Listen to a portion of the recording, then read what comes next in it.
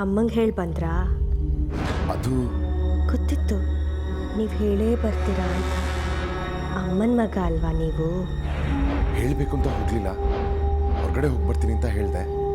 ಅಮ್ಮ ಪ್ರಶ್ನೆಗಳನ್ನು ಕೇಳ್ತಾ ಹೋದರು, ನಾನು ಉತ್ತರ ಕೊಡ್ತಾ ಹೋದೆ. ಪರವಾಗಿಲ್ಲ ಬಿಡಿ, ಅದಕ್ಕೇನಂತೆ. ಎಷ್ಟೋ ದಿನ ಆಗಿತ್ತು ನಾವು ಹೊರಗಡೆ ಹೋಗಿ. ನೀವೇ ಕೇಳ್ತೀರೇನೋ ಅಂತ ಕಾಯ್ತಾ ಇದ್ದೆ.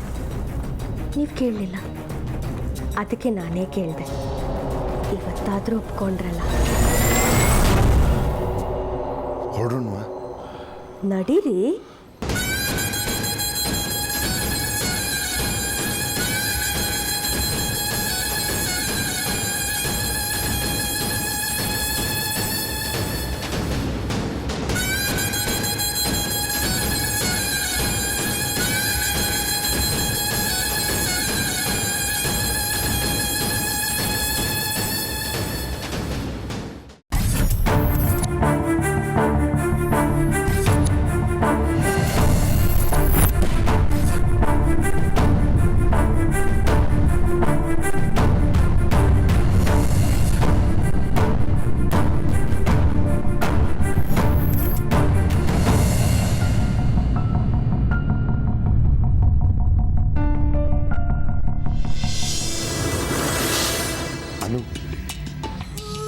ನಾವೀಗ ಹೊರಗಡೆ ಬಂದು ಯಾವ ಕಾಲ ಆಯ್ತಲ್ವಾ?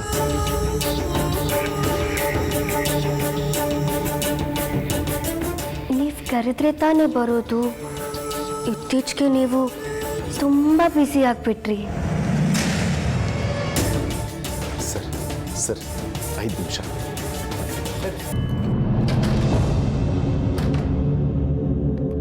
ಕರೆದ್ರೆ ಬರ್ತೀಯೋ ಇಲ್ವೋ ಅನ್ನೋ ಭಯ ಇತ್ತು ನನಗೆ. ನೀವು ಕರೆದ್ರೆ ಬರ್ದೇ ಇರ್ತೀನ? ಸುಳ್ಳು. ಯಾವತ್ತಾದ್ರೂ ನಾನು ಹಾಗೆ ಅಂದಿದ್ದೀನ? ನೀವು ನನ್ನ ಕರೆದೇ ಇಲ್ಲ. ನೀವು ಕರೆದಾಗೆಲ್ಲ ಬಂದಿದ್ದೀನಪ್ಪ. ಒಂದೇ ಒಂದ್ಸಲ ಕರೆದಿದ್ರಿ, ಬಂದಿದ್ದೆ. ನೀನು ಬರ್ತೀಯೋ ಇಲ್ವೋ ಅನ್ನೋ ಅನುಮಾನದಲ್ಲಿ ನಾನು ಕರೆದಿರಲಿಲ್ಲ. ಈಗ ನೀನು ಬಂದಿಯಲ್ಲ, ತುಂಬ ಖುಷಿಯಾಗಿದೆ.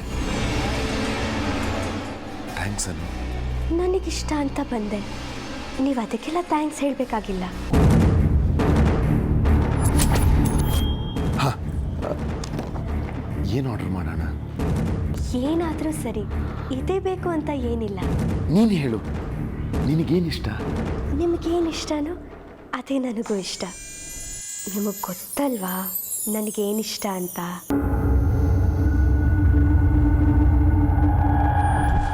ಅನು, ಹೇಳ್ರಿ. ಸೆಟ್ ಮಾಡ್ಕೊಳ್ಳಲ್ಲ ಅಂದರೆ ಒಂದು ಪ್ರಶ್ನೆ ಕೇಳ್ತೀನಿ. ನನ್ನನ್ನು ಪ್ರಶ್ನೆ ಕೇಳೋದಕ್ಕೆ ನೀವು ಅನುಮತಿ ಪಡ್ಕೋಬೇಕಾ? ಕೇಳಿ. ನೀನು ನನ್ನ ಹೆಂಡತಿ ತಾನೆ?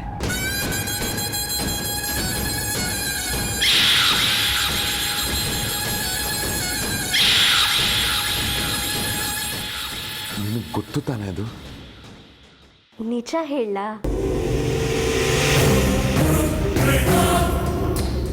ನಾನೇ ನಿಮ್ಮ ಹೆಂಡತಿ. ಯಾವ ಅನುಮಾನನೂ ಬೇಡ. ಇದ್ರ ಬಗ್ಗೆ ಯಾರನ್ನು ಕೇಳೋದೂ ಬೇಕಾಗಿಲ್ಲ. ನಾನೇ ನಿಮ್ಮ ಹೆಂಡತಿ.